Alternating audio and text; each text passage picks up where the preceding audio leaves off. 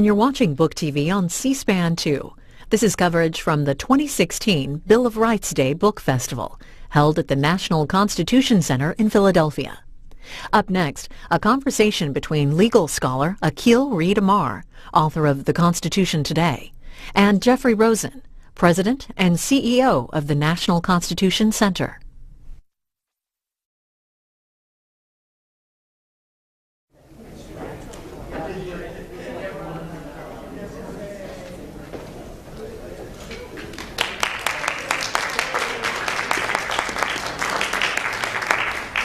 Ladies and gentlemen, welcome to the National Constitution Center and the final panel of Bill of Rights Day. Hooray! Happy 225th birthday to the Bill of Rights! I am Jeffrey Rosen, the president of this wonderful institution. For those of you who are joining for the first time, the National Constitution Center is the only institution in America chartered by Congress to disseminate information about the U.S. Constitution on a nonpartisan basis. And it is so exciting. On December 15th, 2016, the 225th anniversary of the Bill of Rights, to share with you, our great National Constitution Center audience, and with C-SPAN and with America, America's greatest teacher of the Bill of Rights, Akhil Amar. This is such a treat for me, ladies and gentlemen. You know, if you've been here before, Akhil was my teacher in law school. He taught me constitutional law. He is the man who kindled my passion for the Constitution. There is no greater teacher in America about the sources of the Constitution, the principles that animated it, and the necessity of translating it into a very different world. And what I want to do in our time together is to use this precious hour to see what Akhil wants to teach you and teach us about the Bill of Rights. Let's just review the basics and find out all the fundamental principles that we need to remember to educate ourselves on this 225th anniversary. I need to plug his beautiful new book, The Constitution Today, Timeless Lessons for the Issues of Our Era. I've read it. Even better, I blurbed it or something. I reviewed it. I reviewed it. Very generously. And what this wonderful book does, it's sort of the Constitution on deadline. Akhil, in addition to being, I'm using my words advisedly here, he is America's greatest teacher of the Constitution. And in addition to that, he is also a constitutional journalist. And he wrote all of these great pieces on deadline over the years and decades for the New Republic, for Slate, for great publications, and he collected them kind of like the Federalist Papers so that you can see in real time how the timeless principles of the Constitution and Bill of Rights were being played out in the news.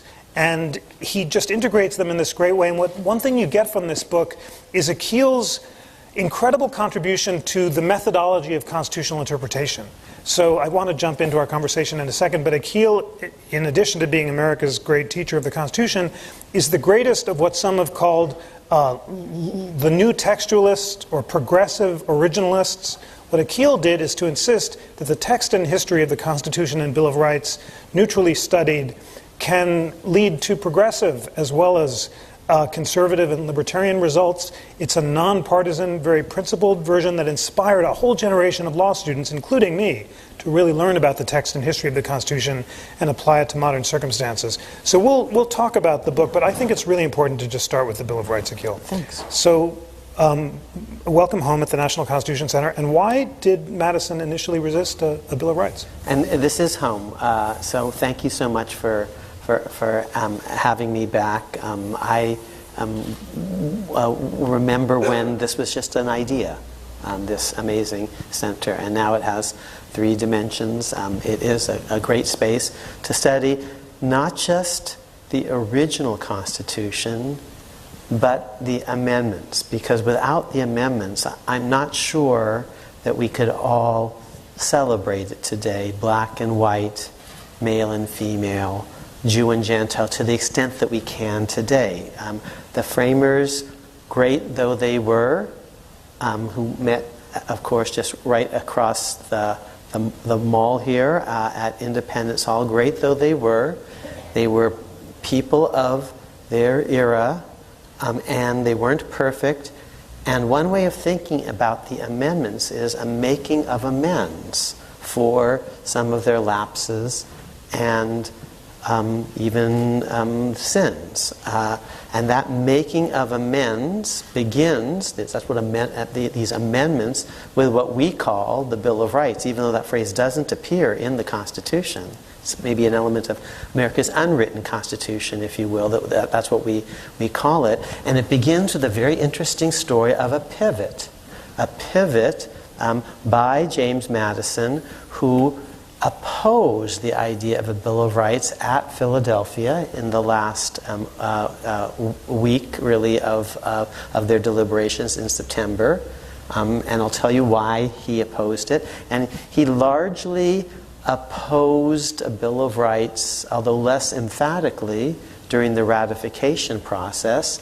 And yet he's the person who really spearheaded these first set of amendments, what we call the Bill of Rights, in the first Congress. And without his really relentless championing of this idea that he originally rejected, and then privately at Philadelphia, and then publicly poo-pooed, and then later you see he's championing it. Without that pivot on his part, I'm not sure there would be a Bill of Rights, and I don't think it would look quite like it does. So first, why did he oppose it at Philadelphia?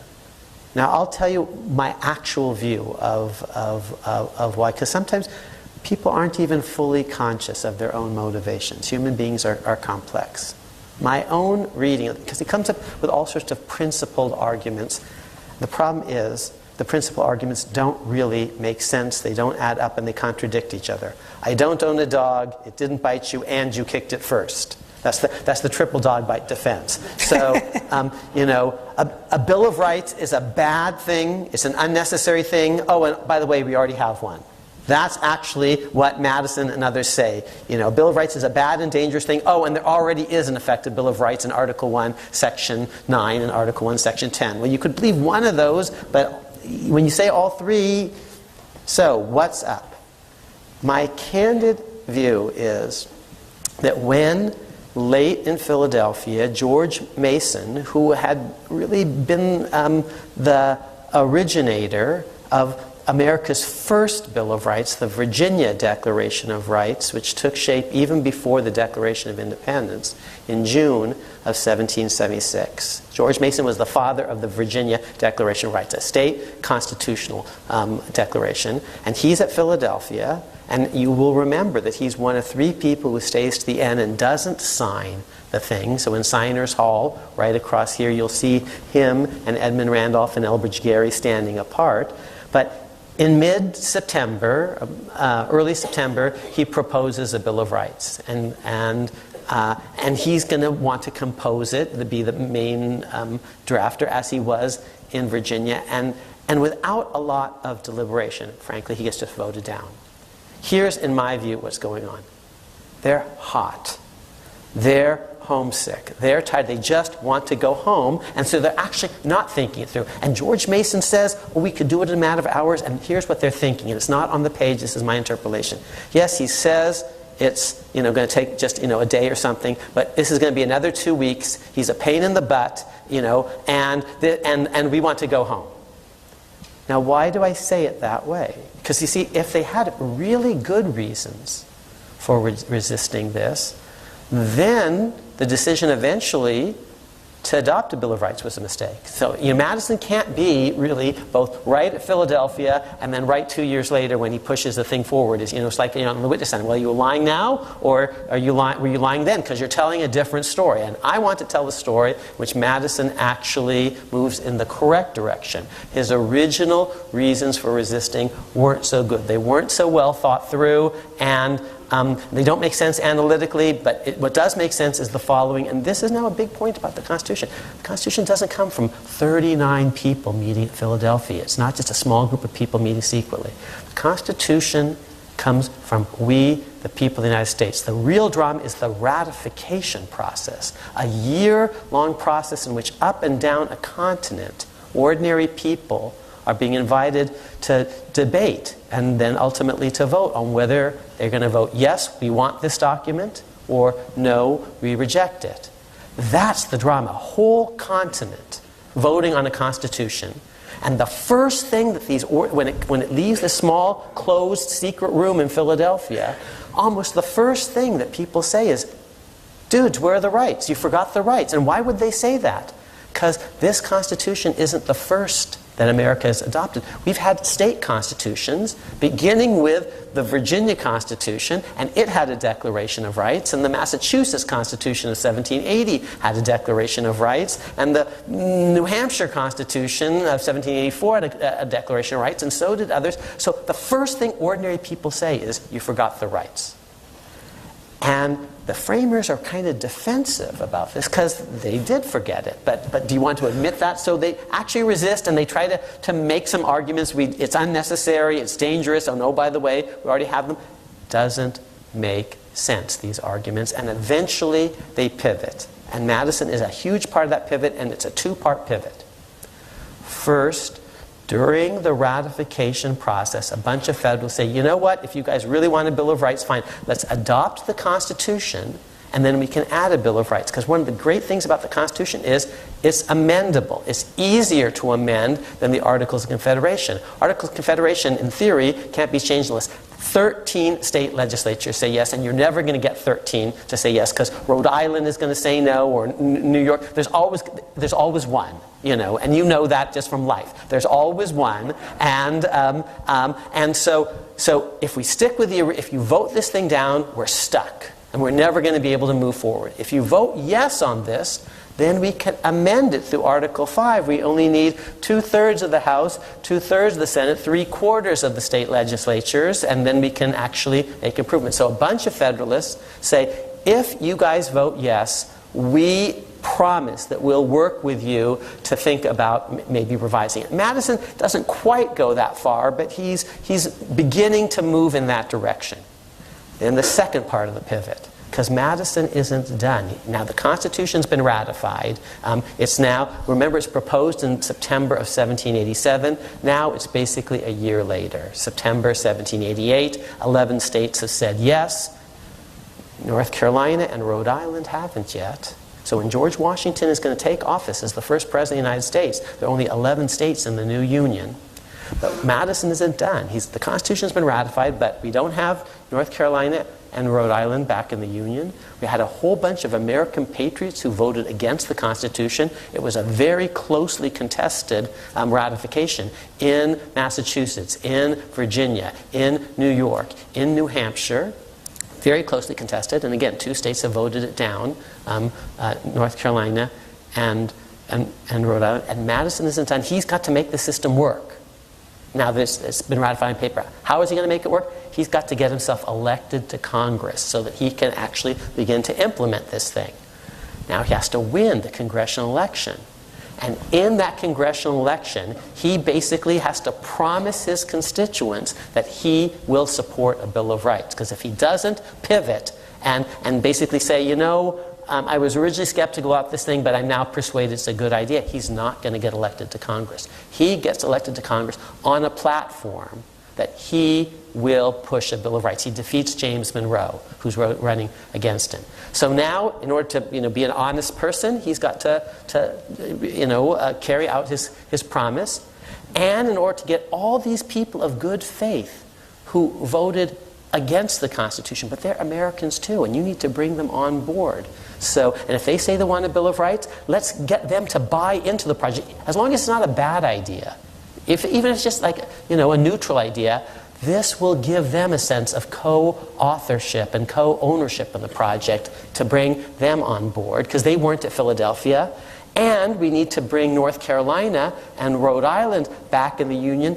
And maybe their reasons for voting the Constitution down are stupid. Fine. But we need to give them political cover so that they can reverse themselves. We need to actually be magnanimous in victory so that, and if we give them a Bill of Rights, then they can say, well, now I can change my mind. Because, you see, they've lost, they're feeling bitter about the thing. How do we bring them back on board?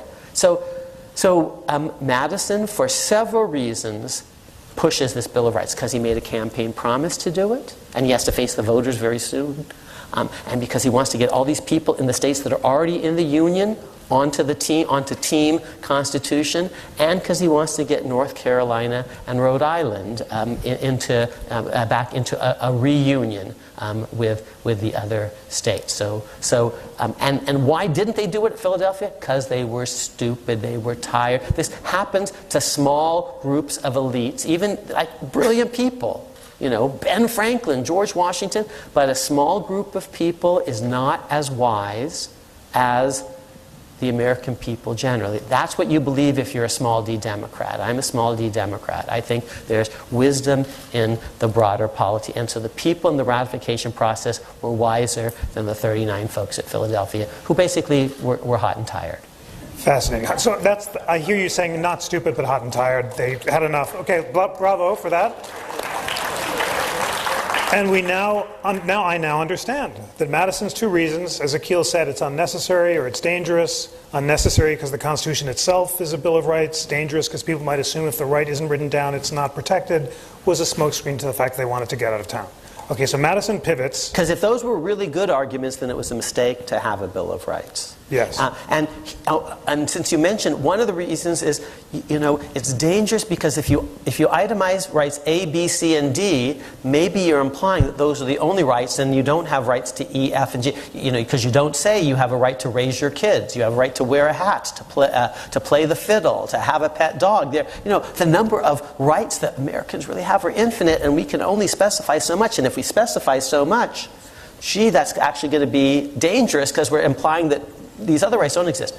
That's not a great argument because states already have bills of rights. And it's not a great argument because we eventually adopt. But Madison now needs to, for himself, give cover to the Federalists. So he drafts a 9th Amendment that actually says the enumeration of certain rights in the Bill of Rights doesn't mean that they're not others. And so just as he's giving political cover to the critics of the Constitution and now come on board, he has to give a little political cover to people like himself who oppose this. And so it really is someone who actually is, in a very sophisticated way, trying to get everyone to work together. Okay, so which is maybe a lesson for us all today, because we're a deeply divided country right now. We are, but we're united by this beautiful Bill of Rights, and we're going to talk about how Madison chose the rights that he did. So one or two of you may have seen me this morning plug the thrilling interactive Constitution, which you can get in the App Store and at constitutioncenter.org. And one thing that this beautiful transformative education platform does was inspired by my studying with Akhil in law school long ago. Because I asked Akhil, how did Madison pick the rights that he did? And he said, go to the state constitutions and study what rights they had, because Madison cut and pasted among them. And this was a long time ago, in 1990 or so, and there was a book, a 2-volume set by Schwartz, and you had to read the book. So I thought, and my colleagues here at the Constitution Center thought, let's put them online. And you can now click on any part of the Bill of Rights and see all of those antecedents in the Revolutionary era, so that you can see the amendments that Madison proposed that were not adopted. And I want to start with those, Akhil, because they're so important. There were at least 5 of them, the 2 that ended up being part of the original 12, which we talked about this morning. The original First Amendment, which says 1 representative in Congress for every 30,000 inhabitants, that one doesn't pass. The one that says that Congress can't raise its salary without an intervening election becomes the 27th Amendment in 1992. But there's an amendment in there that Madison thinks is the most important in the bunch, and that would have prohibited states, as well as the federal government, from infringing the fundamental rights of conscience, a trial by jury, and freedom of the press. And you can find that here at the Interactive Constitution. Why did Madison consider that the most important in the bunch? And tell us about the other amendments that he proposed that were not ratified.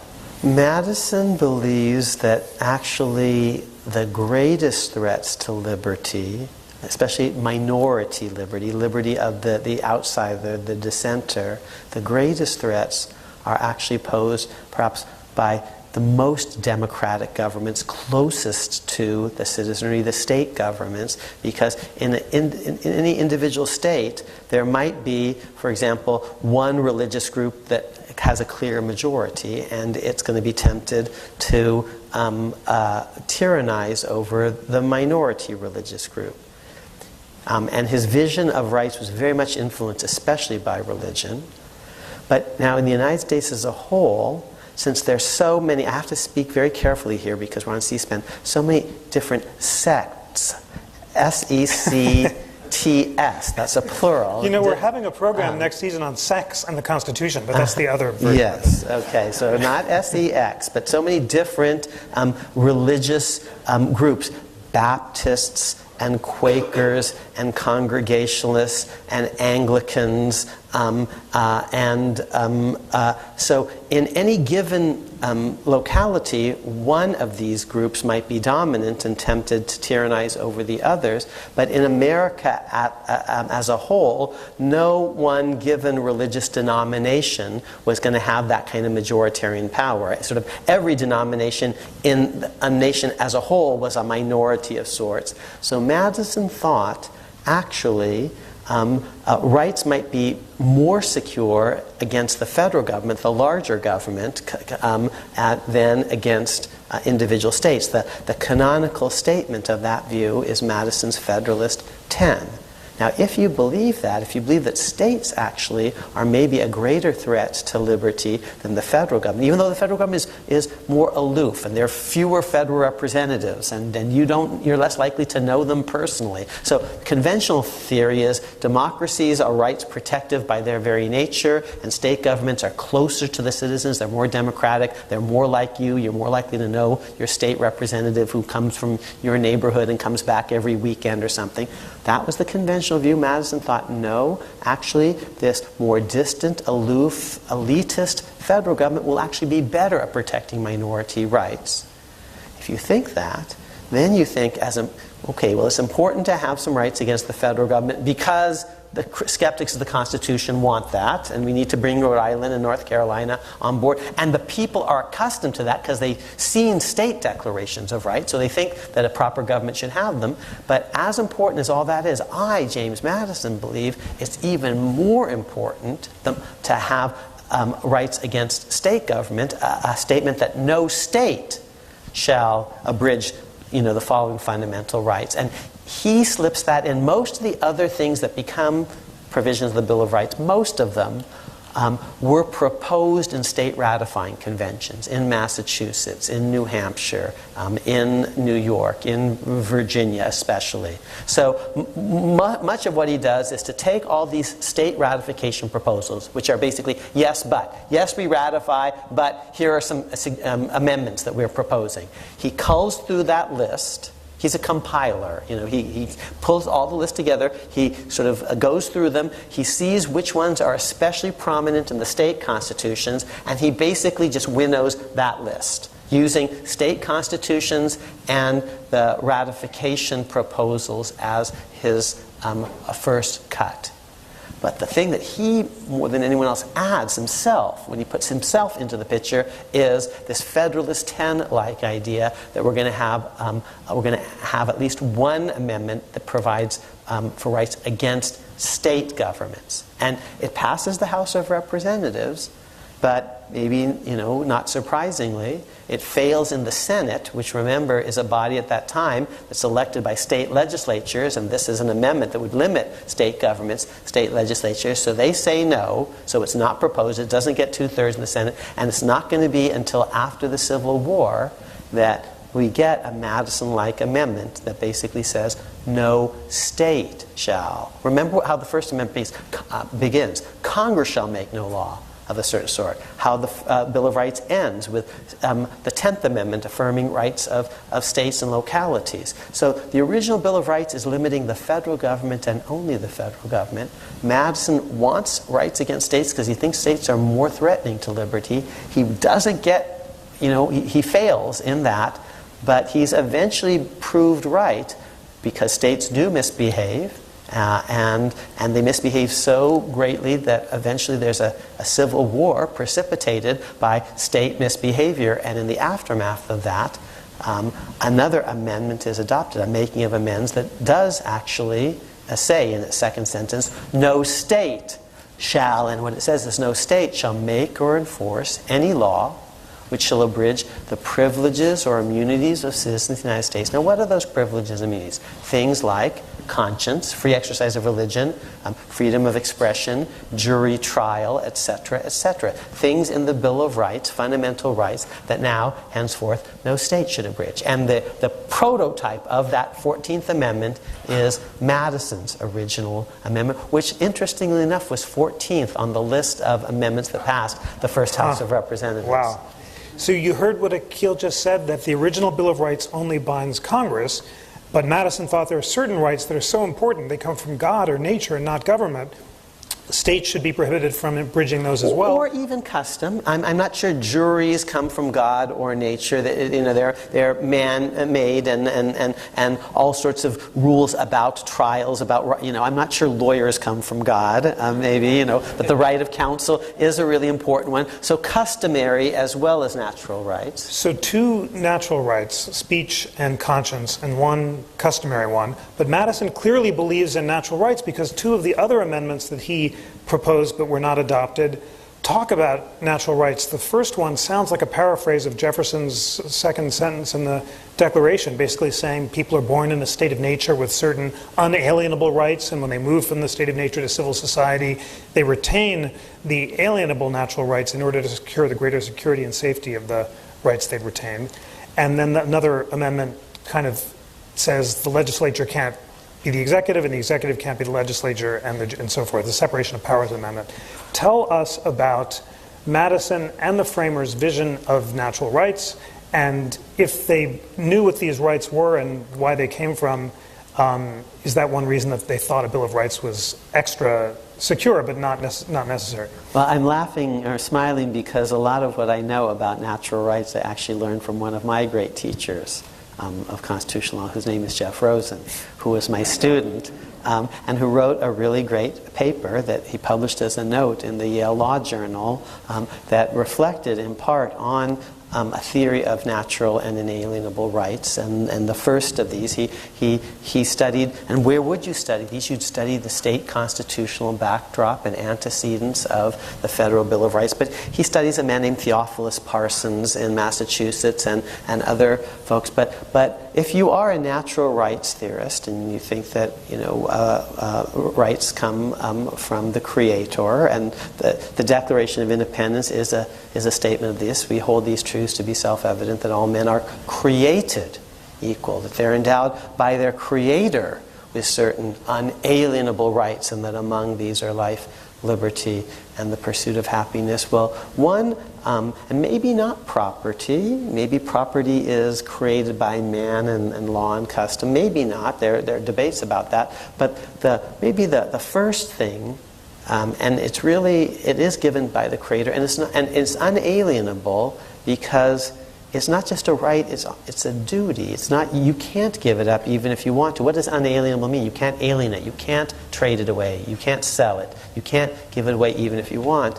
And the greatest thesis is conscience, and God on this view has endowed humanity, man meaning all humans, with conscience, and it's and you can't give that up even if you wanted, because you can't turn yourself into an animal. What it means to be a human being is actually to be able to think for yourself, to try to figure out what is right and what is wrong, and other people can't tell you that. You have to figure that out for yourself. Other people can't eat for you. Other people can't sleep for you. Other people can't defecate for you. There are certain things that you can only do for yourself. They're unalienable. And one of them is this idea of thinking for yourself and trying to figure out in this world, what end is up, what is right and what is wrong. There's these rights of conscience. They're duties that you owe your Creator. Actually, they're not just sort of rights. Many people believe that life was such a thing too. Life was actually a gift from God, and you couldn't relinquish it even if you wanted. Therefore, you have no right to suicide on a certain view. Life is unalienable because it's a gift from God that you're not actually at liberty to spurn. And so your life is unalienable. It's not because it's not quite yours. It's fully. It's also and conscience is the greatest of these. And rights of expression ultimately, on this view, grow out ultimately of freedom of thought, which is, I think, the deepest of the natural and inalienable rights on one view of the matter. There are many views out there, but I've tried to, and my teacher, who's here now, will tell me how much I've got right and wrong. No, that's beautiful, and I want to ask whether the rights of conscience, as you put them, are the right to believe or not to believe in God. It really is a duty of being a reasoning human being. And Jefferson believes that we all have certain faculties, ranging from passions at the bottom to reason at the top, and we have a duty to develop our faculties, as both Jefferson said, and then Brandeis quoted him in the Whitney. To pursue happiness, to pursue happiness. And develop. And how can, belief, can that be forced or mandated? You could try to show something, and you could try to stimulate belief, but how can you mandate belief, internal conviction? I'm not sure on this view that such a thing could happen. And they would have said it's totalitarian to try to demand other people believe certain things. Now you can try to persuade them through appeals to reason, and in other traditions to revelation. So these are men, and they're men of the Enlightenment. They have a tremendous faith in reason, deliberation.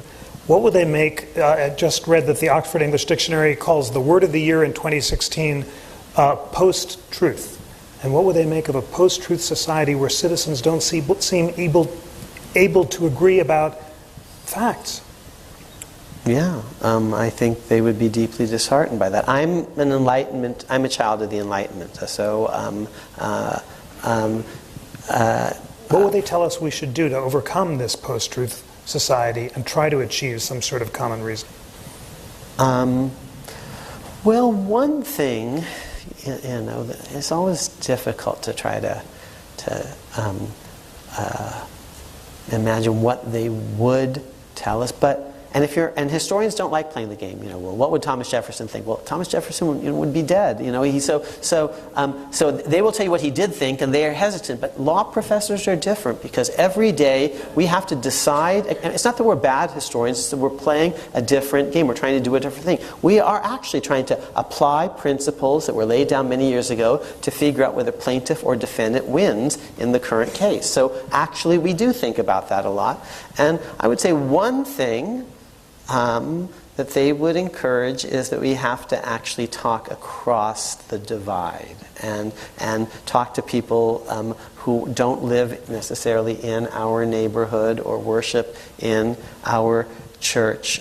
They're imagining a Congress in which people from different parts of the country that aren't communicating with each other will come together, and the people in Congress will exchange information and ideas and perspectives, and every one of them is expected to perhaps be persuaded or to make certain adjustments, certain compromises that the folks back home might not love, but the folks back home don't know about folks in other homes and other districts that see the world very differently. And the point is that we're supposed to actually try to talk to each other, and we do that in newspapers, but also in Congress. And they think that when someone makes an argument, you're supposed to make a counter-argument. And the Federalists actually do very much try to respond to the Anti-Federalists. And Madison, in the end, comes to believe that the arguments he made against the Bill of Rights actually weren't quite so good. And there was an answer to rights are dangerous. The answer is add a Ninth Amendment, so they won't be. He comes to think that he had undervalued certain reasons for a Bill of Rights, like that they could be judicially enforceable, which is something that Jefferson reminds him of in correspondence. So he is in exchange with other people who have different views than he does, and he actually learns from them. The Baptists in his district say, we trust you, we like you, you've been for religious freedom for a long time, from the 1780s, mid-1780s, the Virginia Bill of Religious Freedom. We actually trust you, we know you actually believe in religious liberty and equality, but we think you're actually betraying that when you seem to be opposed to a Bill of Rights. And he listens to them, and he better, because if he doesn't, he's not going to get elected. And he says, I hear you, and actually you have a point. And so I think they would say we do have to... the Constitution was very divisive. People got very agitated on each side, and it was adopted by a vote of 30 to 27 in New York. And just so we're clear, the 30 is more than 27, and so the 31, because back then, like if you got more votes, that was actually, you see... Akhil on a nonpartisan basis. No. The center has to be nonpartisan. I don't always have to be nonpartisan. You just have to bring in someone else. I'm being playful here, but the 27, we're not very happy at having lost. A lot of raw feelings, and here's what's really impressive.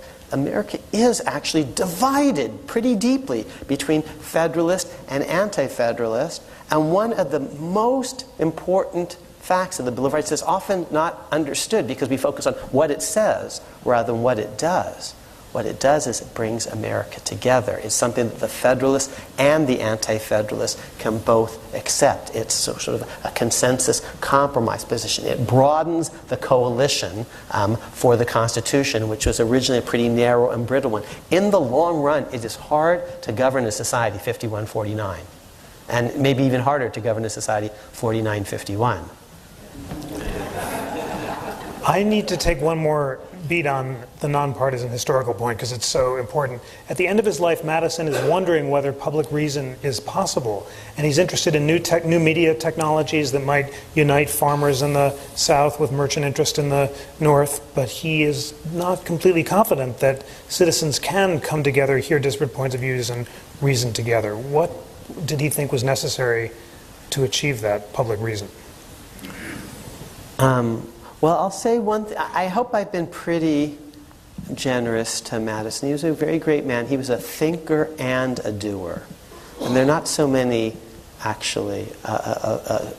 We've got pointy heads in the academy, but we don't, yours truly, and we don't actually do very much. And then we've got folks out there in the world, in government, doing things, but often they don't think very much. And I'm worried about some of them.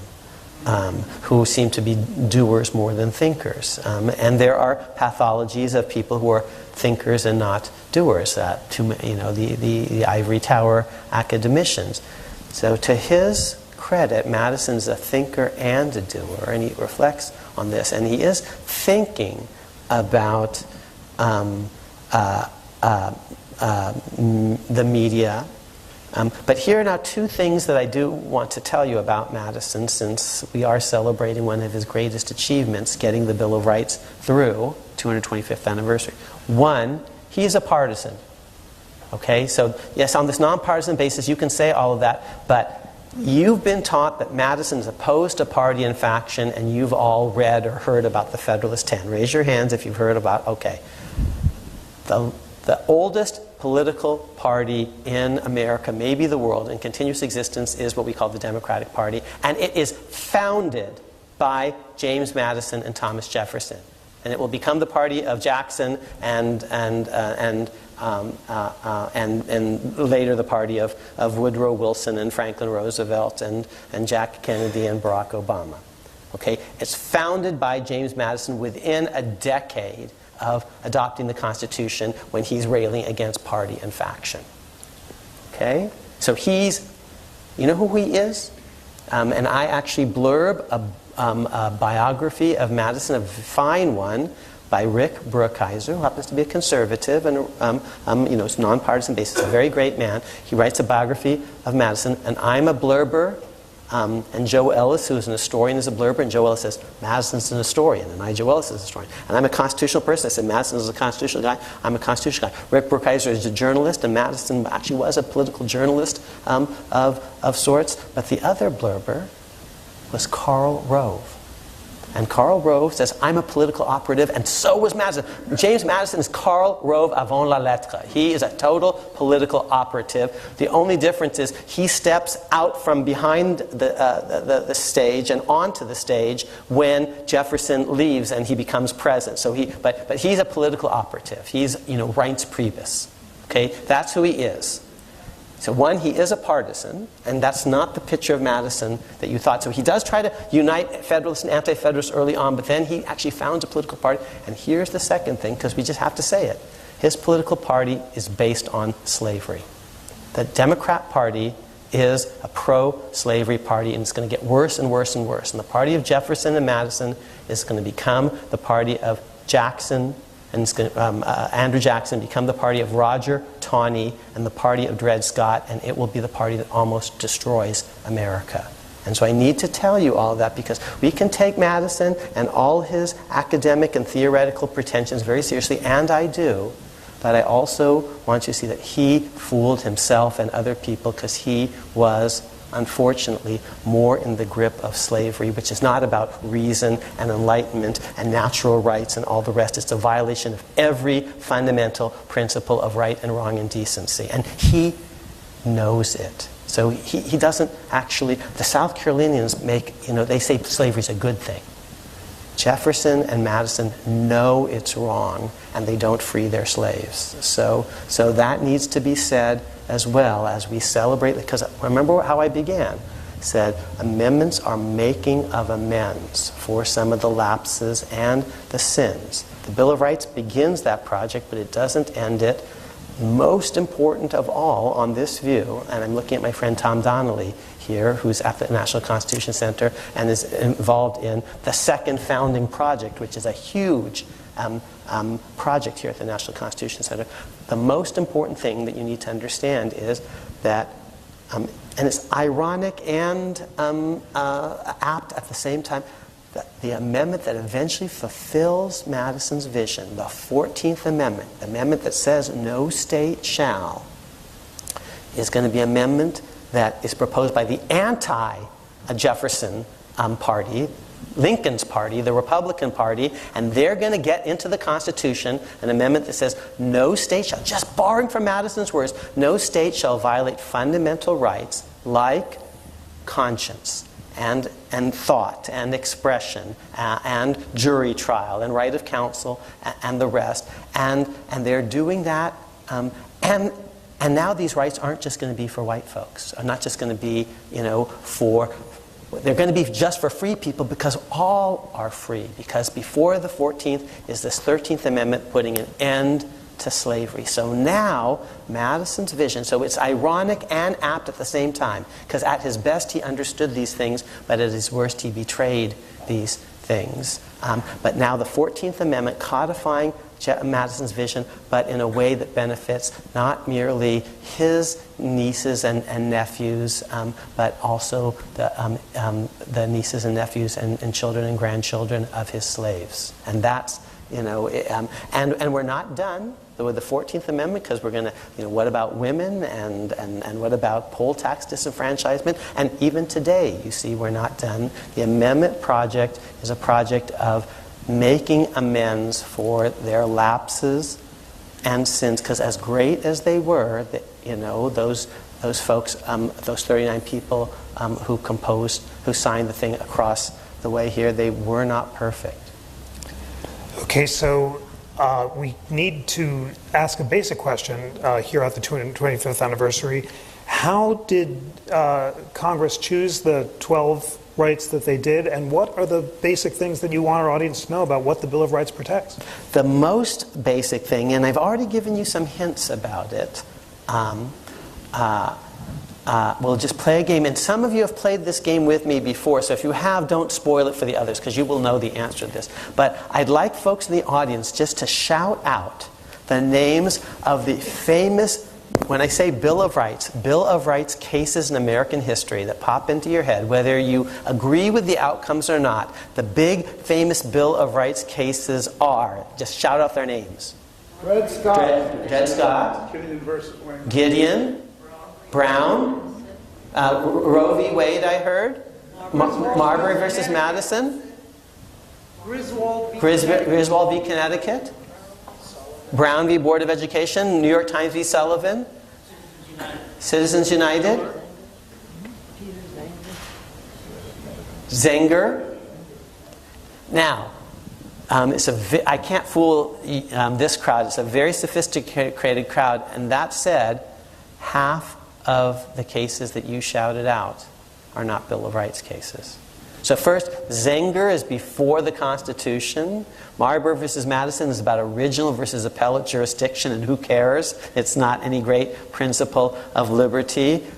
Dred Scott is about the fundamental right to have slaves or something, but yes, that actually could count as a Bill of Rights idea. But here were landmark cases that you tossed out, and strictly speaking, they're not Bill of Rights cases. And I'll add a few more.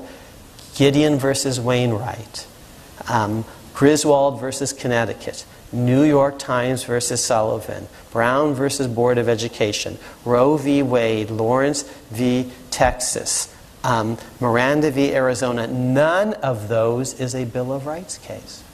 Tinker versus Des Moines. Why not? Because the Bill of Rights originally applied only against the federal government. Congress shall make no law of a certain sort. And the 10th Amendment is about states' rights. And in between, there are celebrations of local juries and local militias. The original Bill of Rights was an anti-federalist, Tea Party, localist suspicion of the central government.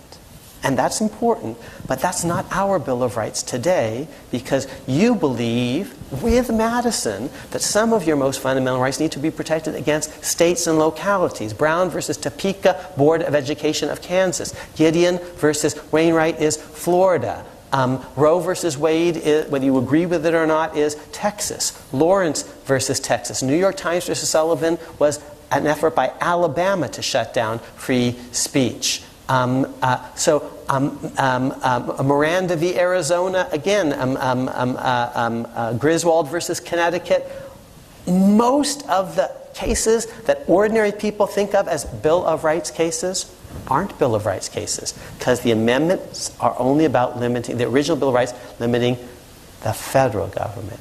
So, what kind of cases are Gideon versus Wainwright, and Lawrence versus Texas, and Brown versus Board of Education, and New York Times versus Sullivan, if they're not Bill of Rights cases? You now know enough to know the answer. What cases are they? There are 14th Amendment cases. No state or localities, which are part of states, shall make or enforce any law which shall abridge these fundamental rights. That's the second founding, a second Bill of Rights, the one that actually is more intuitive for most Americans today, because states misbehaved because Madison lost when he tried to get that original 14th Amendment passed, saying no state shall violate fundamental rights. But the Senate didn't go along, so he lost that fight, but he wins in the end thanks to the 14th Amendment. And it's utterly apt that we give Madison the credit for the final 14th Amendment, but it's also a little bit ironic, because all of this is precipitated, this 14th Amendment, by the slaveocracy's abuse of power.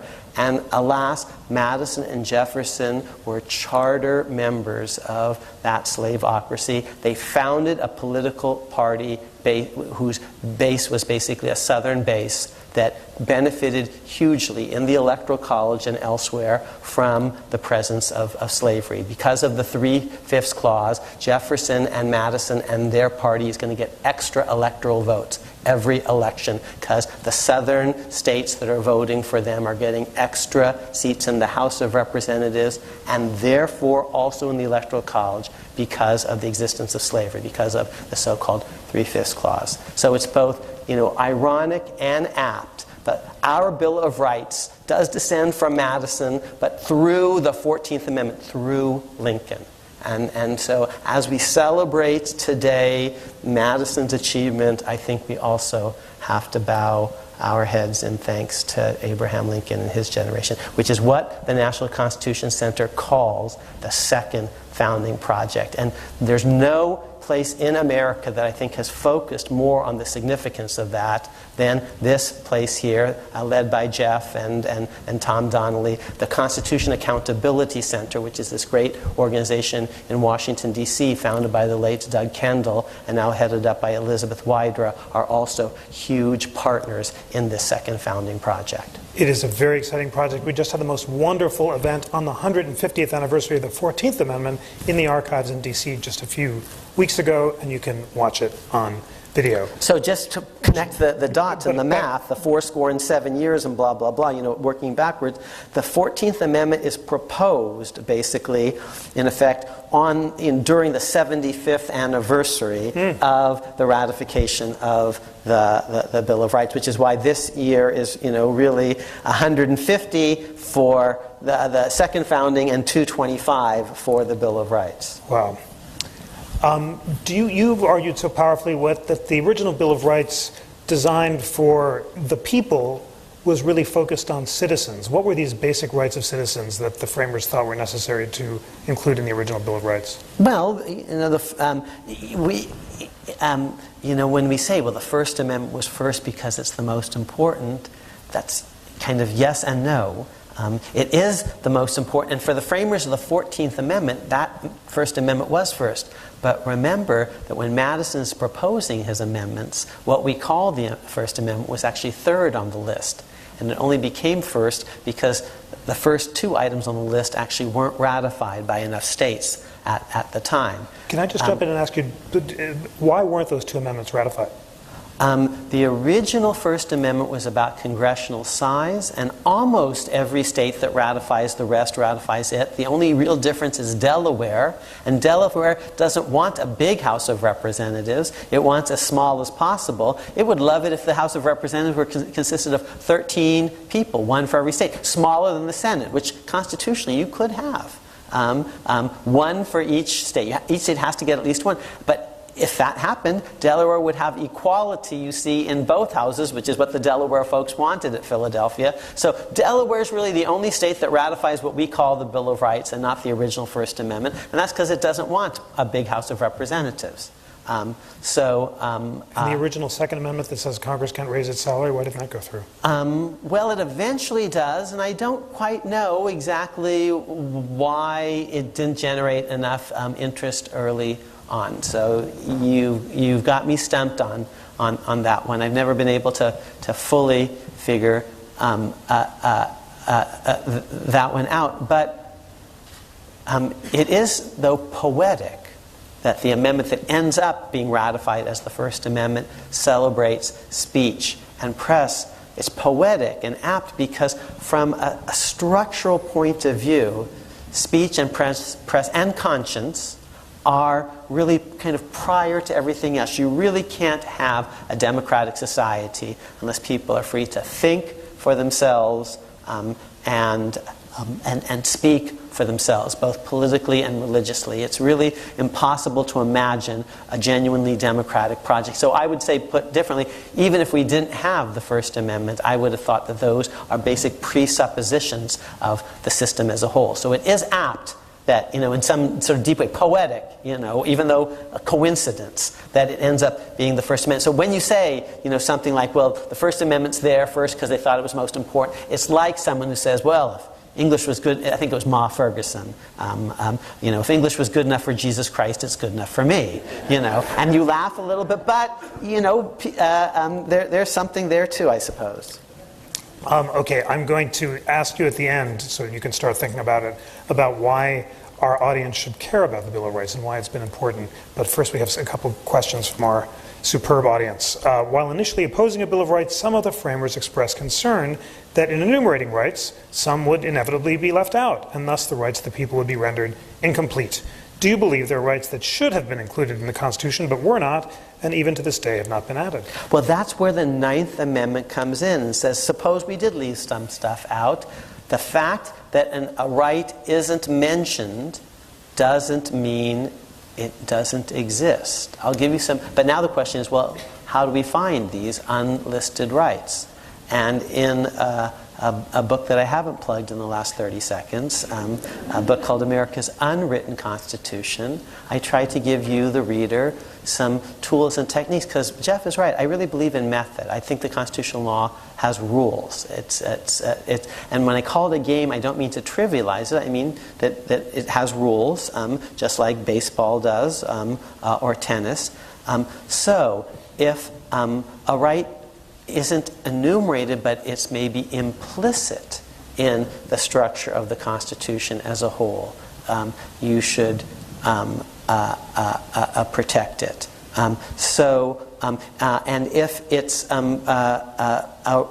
right, and I'll give you an example of each of these. If it's a right that we have by custom and tradition, maybe that's a basis for judges to say this right it exists, and this is not because judges personally like it or don't like it. They're actually trying to see what are the privileges and immunities of citizens. What do citizens understand their own rights to be as a matter of lived practice? What, if we're talking about rights of the people, what do the people understand their own rights to be? So suppose we didn't have a First Amendment at all.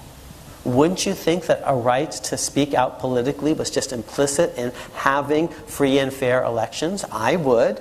So there's an example of a right that exists even before it's textualized, for example. How about a right, for example, to present evidence on your own behalf if you're a criminal defendant? It doesn't say that in so many words. It says you have a right to confront witnesses against you and compel the production of witnesses in your favor. But what about a right to introduce physical evidence that shows that actually you didn't do it? Well, it doesn't say that, but of course that has to be a right, because the whole structure of the rights that are mentioned are basically to give you a chance to show that you're innocent. And so we've mentioned a few things. You have to have a right of counsel, you have to have speedy trial, you have to have public trial, you have to be able to confront witnesses against you, you have to be able to compel the production of witnesses in your favor. But that whole system, when you look at it, when you look at what are express rights, things are implied. Do you have a right to pen a private letter and to have that be free from government punishing you because of what you say in a letter? Well, strictly speaking, that's not speech, it's not oral, it's not a printing press. You could say, well, it's not press, it's not speech, it doesn't exist. Or you could say, no, the whole point of the system of speech and press and the system more generally is Americans have to be free to communicate with each other. That's implicit in the whole system. So the Ninth Amendment is a very important reminder that not all the rights are textually specified. Then the game, and I don't mean to trivialize it, becomes, well, how do you find them if they're not? And I've given you at least two ways of finding it. One, looking at the things that are mentioned and interpolating, seeing kind of what's implied by the things that are actually expressed, implied rights. And a second, these that kind of go without saying, is looking at evolving American traditions and customs and cultures. No state other than Connecticut, my home state, ever made it a crime for married couples to use contraception. So Connecticut was basically un-American in doing so, and that's actually what Justice Harlan writes, actually, in a companion case to Griswold, saying there's an unenumerated right for a married couple to use contraception in the marital bedroom, because that's basically just a right of American tradition and culture. And I hadn't paid attention to that sentence, by the way, in Harlan, until I read a passage from one of my great teachers who pointed out that passage. His name is Jeff Rosen. He pointed out that passage to me, but now let me do it in one final way. The Fourth Amendment talks about the right of the people to be secure in their persons, papers, houses, and effects. The Third Amendment talks about a right to not have troops quartered in your houses. Well, what's up with that? Why are houses different than factories or shops or warehouses? Here's why. Because houses are places of privacy and domesticity. It's not about protecting the building as such. It's protecting about the home life within. Now, we call that home life privacy. And we can see it implicit in the Fourth Amendment and implicit in the Third Amendment, singling out houses, but also part of American history and culture. It doesn't say you have a right to have a pet dog or to play the fiddle, but I'll be damned if they try to take my dog away from me, because this is America. And by the way, what's true about dogs might be true about guns.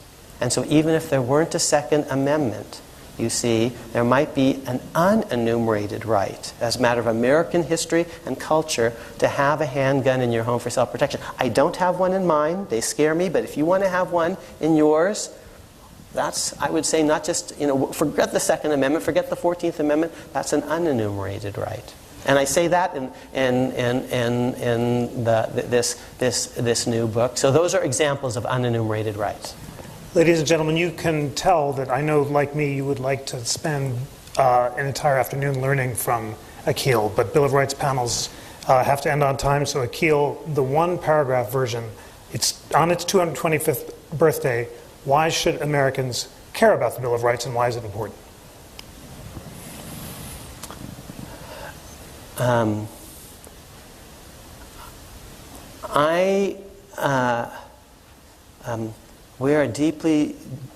We meet today in the shadow of an election that was divisive. Here's what we have in common. We have in common our Constitution. We have in common our Bill of Rights and the 14th Amendment. We have in common more than 225 years together as a people, North and South, blue and red, liberal and conservative. There are deep resources here. There are patriots on all sides of the geographic and political spectrum. And if we're going to start to talk to each other and bind the wounds, I think there's no better place to begin than on this common ground of our Constitution and our Bill of Rights. And I'll say one other thing. These rights didn't come from judges. They didn't come just from elites. They didn't come even from the smartest people, elites meeting behind closed doors. They came bottom up, organically from the American people, when for the first time in the history of the world, an entire continent was asked whether we do or we don't, whether we agree to these set of rules or not. And the first thing we, the people of the United States, and these are not my ancestors, but I identify with them. I'm allowed to join this project. The first thing we do is to say, yes, we will, but you forgot the rights, and that's very important. And we are always one generation away from barbarism. All of this will just be washed away unless each and every generation reconnects with that and learns from it. You're not bound by it. You can amend it again. You can do all sorts of things to your Constitution. We could actually end the project, but we shouldn't. And we shouldn't do so lightly. And the only way to prevent us from unintentionally basically running the thing into a ditch is actually by studying it with real care. You don't all have to be experts in neurosurgery or in plumbing or in carpentry, but you all are citizens, and therefore you all, I think, really do. And I'm preaching to the choir because you're here, but you all have to engage the Constitution and the Bill of Rights.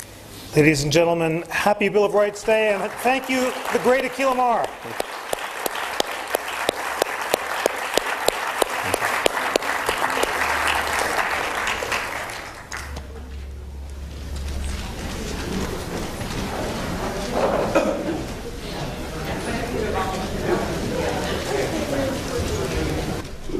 And that wraps up our coverage of this year's Bill of Rights Day Book Festival, held at the National Constitution Center in Philadelphia.